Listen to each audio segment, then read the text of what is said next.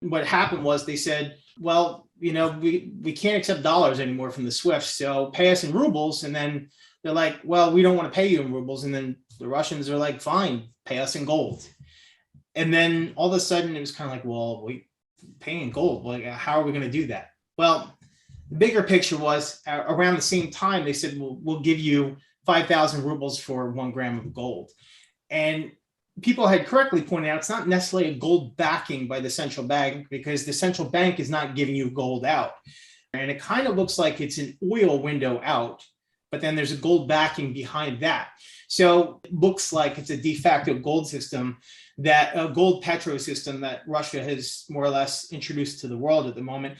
And the beauty of it is it seems like there can't be a run on gold with the central bank, which more or less happened with us in 1971. The big picture is that this week, it seems that by the end of March, these contracts are going to have to start being renegotiated, whether they're getting rubles or gold or whatever it is. That's going to have to probably start by the end of this week.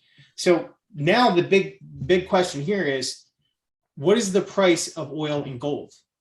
Is it 1.5 grams? Is it 1 gram per barrel? And that's the big question now.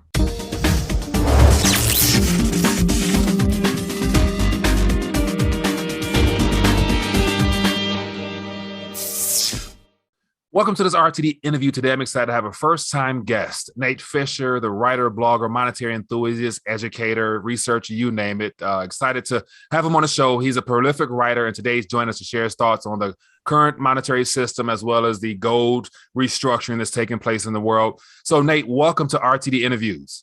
Thanks for being here, Mike.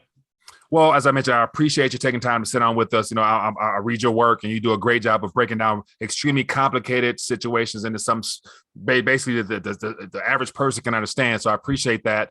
And I want to just dive right in. So, based upon what you've done research-wise, and I want to get your thoughts. Where are we at right now? Using a sports metaphor, if we're, baseball, what inning are we in? If we playing basketball, what quarter are we in this global de-dollarization, introduction of gold back to the system type of thing?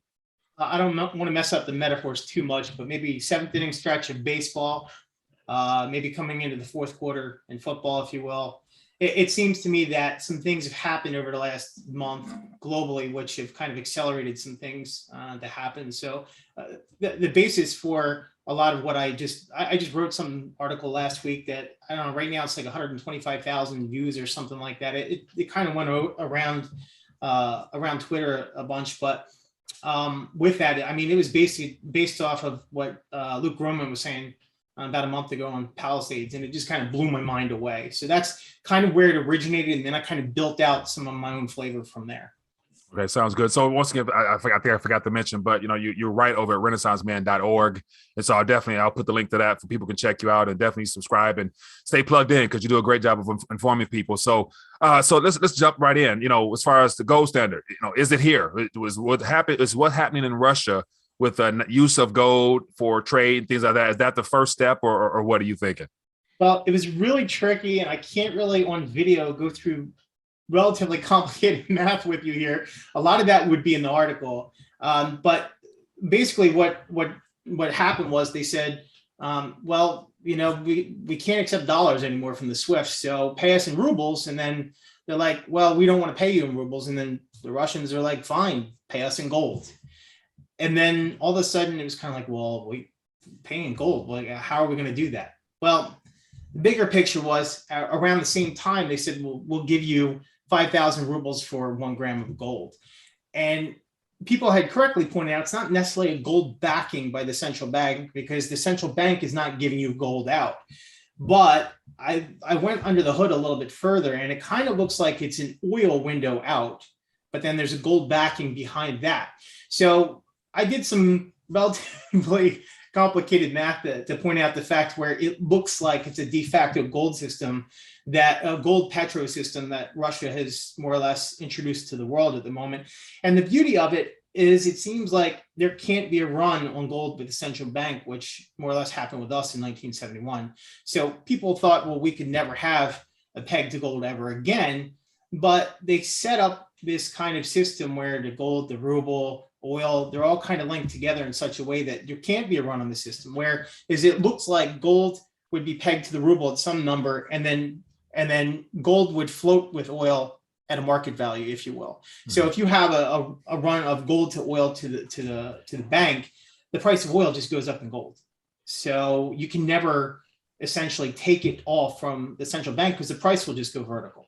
So you can't necessarily bankrupt a central bank in that type of environment, but the gold will be the currency then that you could buy it in, and then Russia or whomever could use that gold to then trade for other goods, which those goods you give for the gold back, and then you can turn around and buy oil from Russia with that gold. So it's relatively complicated with some math in the back end, but the big picture is that this week it seems that by the end of March, these contracts are going to have to start being renegotiated, whether they're getting rubles or gold or whatever it is. That's going to have to probably start by the end of this week. So now the big question here is, what is the price of oil and gold? Is it 1.5 grams? Is it 1 gram per barrel? And that's the big question now, because if it's too much, if it's too high of a price of grams of gold, so be it. But if it's too low, what that does then is it makes that like U.S. shale producers, it costs them about $60 or so to produce a barrel of oil.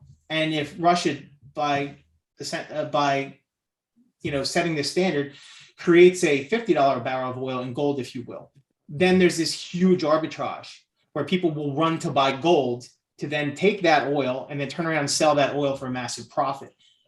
That brings the gold price up in US dollars, but the ruble does not move.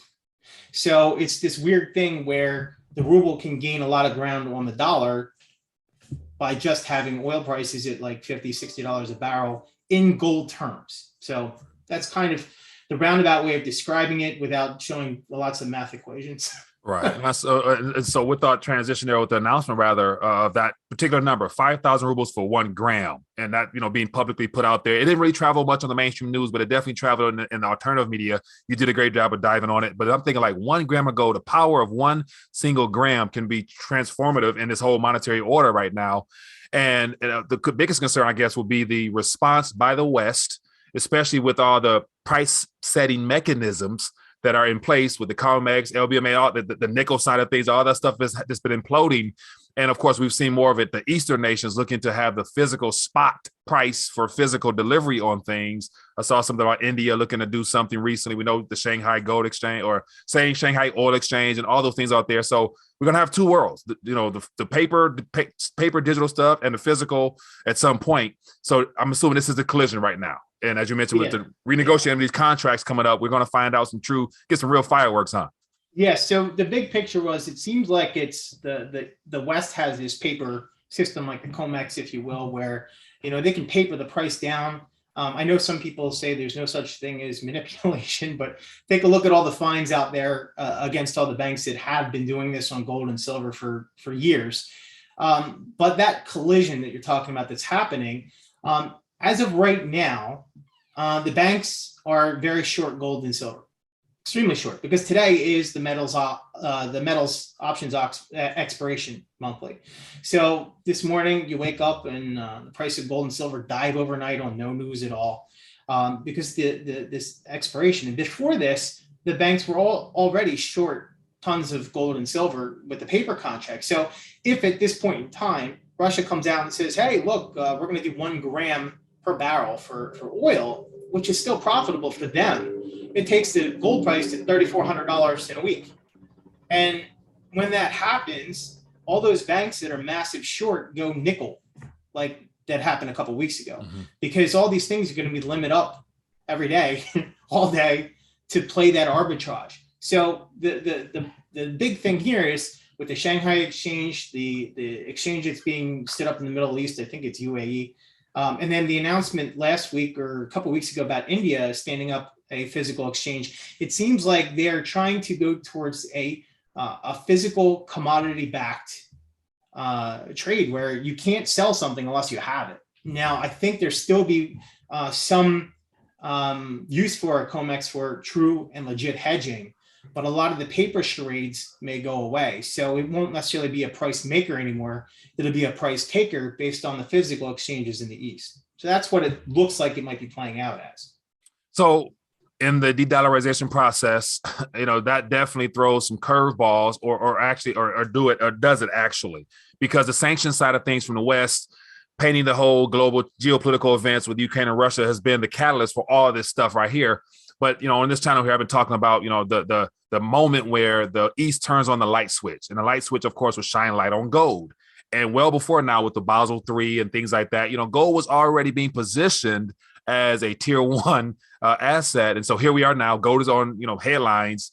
Is this accidental or is this intentional? Of course, I don't want to go conspiratorial, but at this current moment, conspiracy truth has become very prevalent as also. But what are your thoughts on that, if you don't mind sharing? Well, I'll tell you, it looks to me like Russia just wants to continue selling oil as is. I don't think they're going to try and break all the markets. So if they come out and say, a barrel of oil is 1.5 grams per barrel or something like that, it's going to make the price of gold go up in US dollars. So maybe it goes up to $2,400 or something like that. So what that means to the layperson is you need more dollar currency units to buy 1 ounce of gold. Okay. So people think, well, gold appreciated in value. That's not it at all. What it is you need more currency units to buy 1 ounce of gold. So it's like a currency debasement is being realized in that situation. So the bigger question for you is, I guess the Germans balked at paying in gold.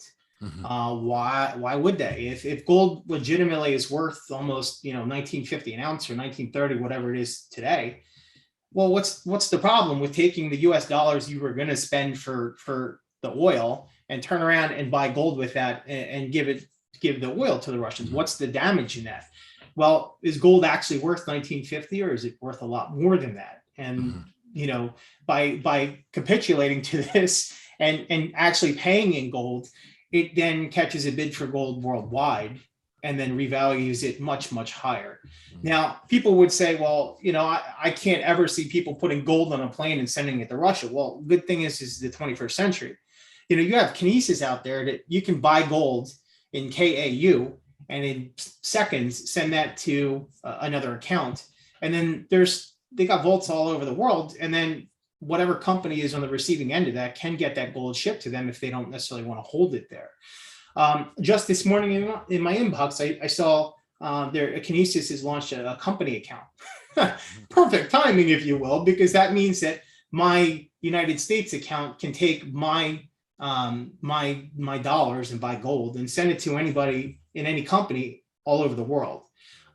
So Kinesis, I don't think is unique in that. I do have a stake in them. I just wanted to mention that. But there's federated systems out there. You can use brokers that you can have intermediaries that get involved with this, where you can buy oil from India in dollars or whatever, but they're buying it from Russia in rupees or the ruble, if you will. So there can be a lot of different ways that happens here. But the big picture is that all of this set into motion that there's not a need for the US dollar anymore to do these transactions. Right. And just, was it 2 weeks ago, Jerome Powell in front of Congress said, well, there can be more than one reserve currency, which is, right. What are you doing there? So it does look like then what could happen is you have potentially less need for dollar. So the demand for the dollar decreases, and maybe a lot of those dollars start coming home, which then creates more inflation here. And Mike Maloney had talked about that. So right. I learned a little bit from him and others with that kind of thing, is those dollars that we exported over 40, 50 years are going to start coming back, and we're going to import that. But furthermore, you look at the whole thing of this with supply chains. Now, if you see what happened with the German energy policies, well, we're going to get our energy from France, and we're going to get our gas from Russia. We're going to turn off all of our coal.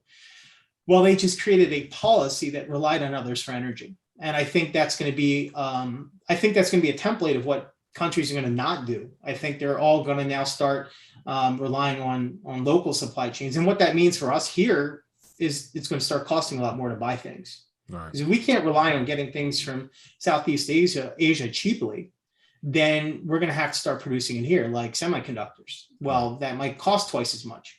So, we have now a segregation, what seems to be between the BRICS nations, the producers of raw materials, and the West, which are the manufacturers, if you will, or high-end sellers. It seems like there's a little bit of a divide there where the people that are actually digging this out of the ground want to get paid for it. And I can't blame them. So now, another thing you mentioned when you started, I was talking about just, helping people understand what's really at play when it comes to the word inflation, the continuation of the monetary expansion of the currency in supply.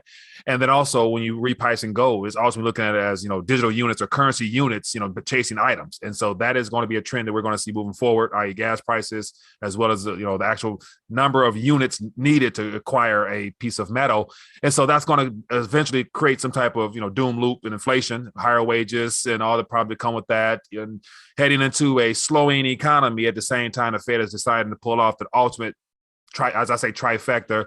Trying to, raise interest rates, stop the monthly purchases, as well as shrink the balance sheet. We're in uncharted territory.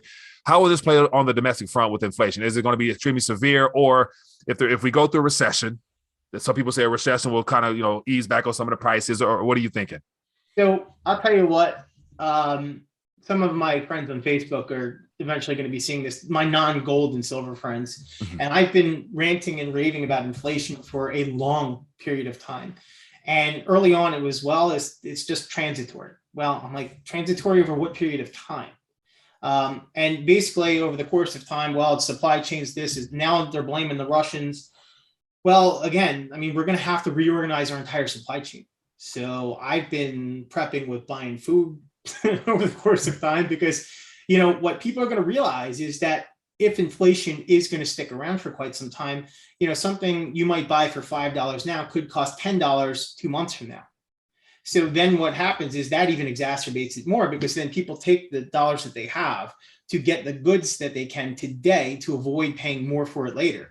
And once that psyche starts taking place, that is also a doom loop, until you get to a point in time where prices are so high and people already now are stocked up. Then you're going to start, that's the whole deflation that I think a lot of people they worry about, but we're nowhere near there yet.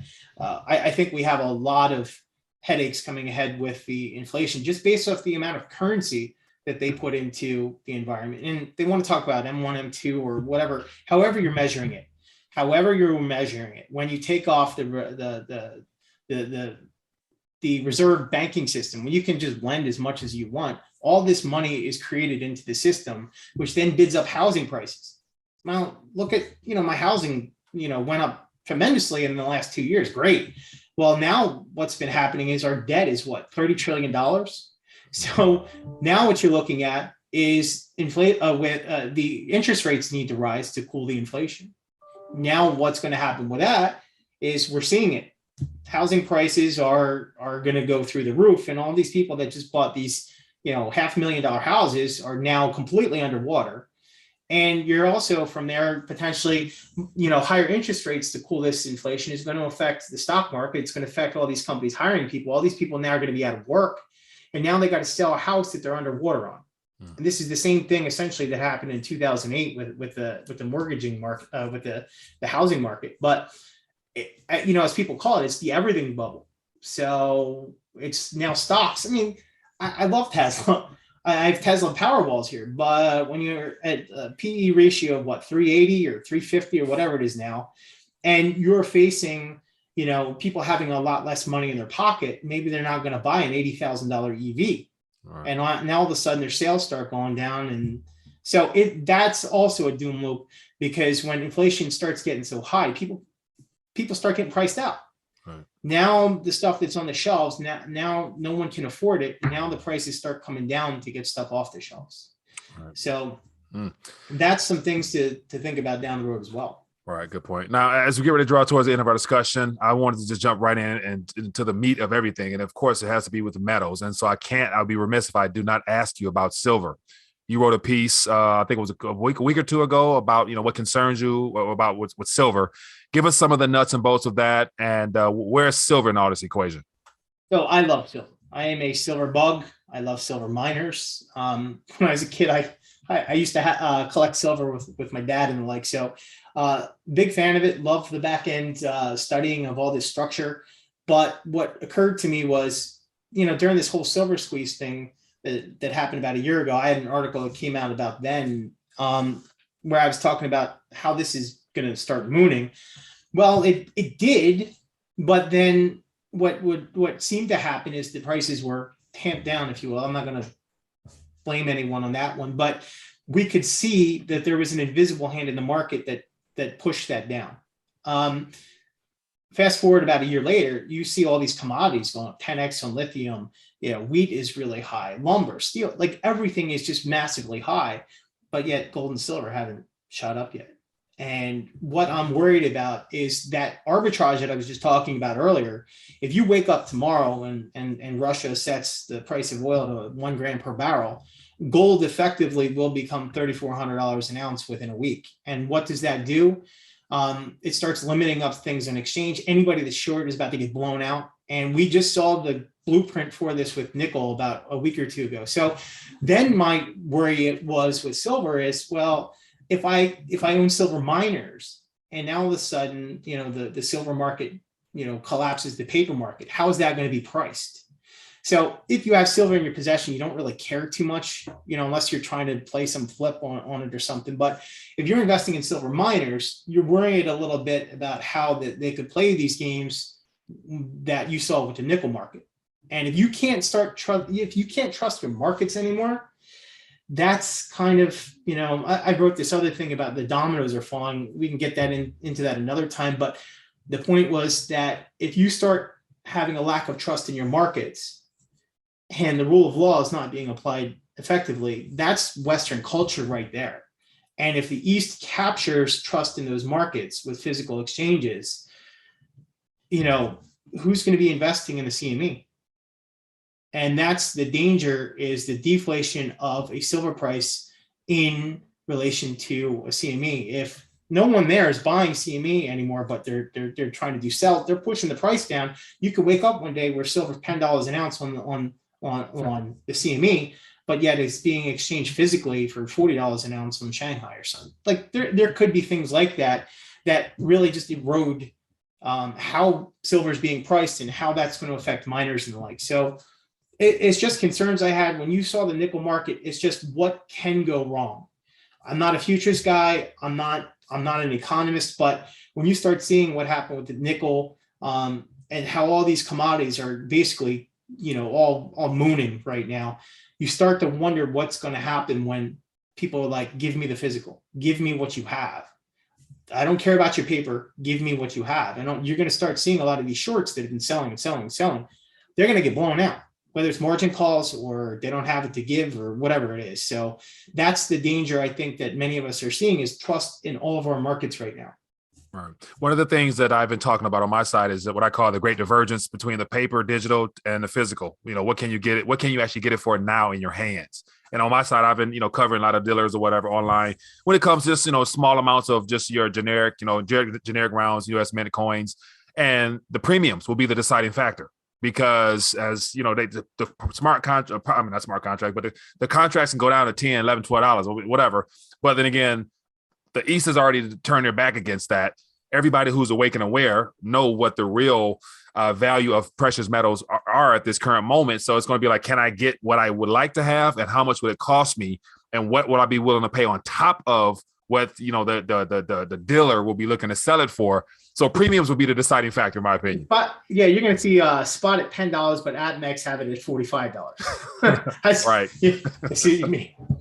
Right. So it's going to be interesting to see how things play out. But yet, we're almost going into the fourth month of the year 2022. And it's my concern to just try to put the right information in front of the right people. And you did a great job of breaking it down for us. If you don't mind, point back to you and how people can get plugged in what you have going on and learn from you. Well, I have the renaissancemen.org blog out there. I'm on Twitter at MateFishPA, close to, 4,000 or so right now. So I tweet out to people that really care about a lot of this stuff.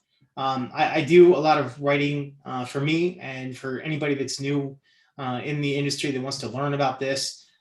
So I like to do a lot of outreach with that. I do have a free newsletter I can point people to from Twitter.